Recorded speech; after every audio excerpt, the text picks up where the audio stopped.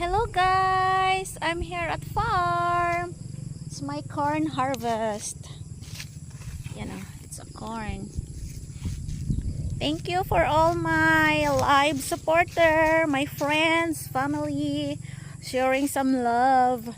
And this is how I invest my small income from up. And still, look at that.